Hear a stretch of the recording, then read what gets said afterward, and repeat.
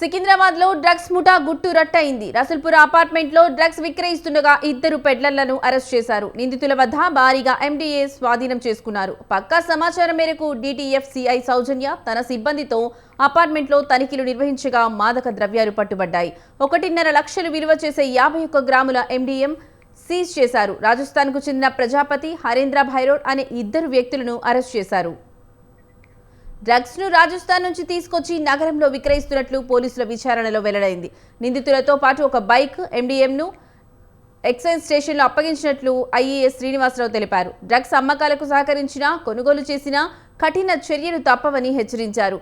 నిషేధిత డ్రగ్స్ వాడకూడదని సమాచారం ఉంటే ఎక్సైజ్ పోలీసులకు ఇవ్వాలని విజ్ఞప్తి చేశారు శ్రీనివాసరావు.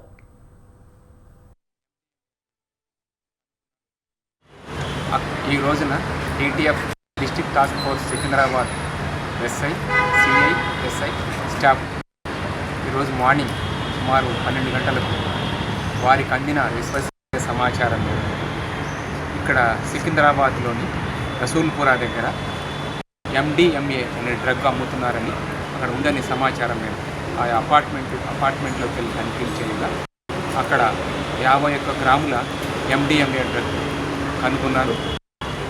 అక్కడ వీరు రాజస్థాన్కి చెంది ఇక్కడే ఉంటున్నారు. రాజస్థాన్కి సంబంధించిన వారు అక్కడ 1000 రూపాయలకు 1 గ్రాము లెక్క తీసుకొచ్చి ఇక్కడ 3 1 గ్రాము చొప్పున అమ్ముతున్నారు.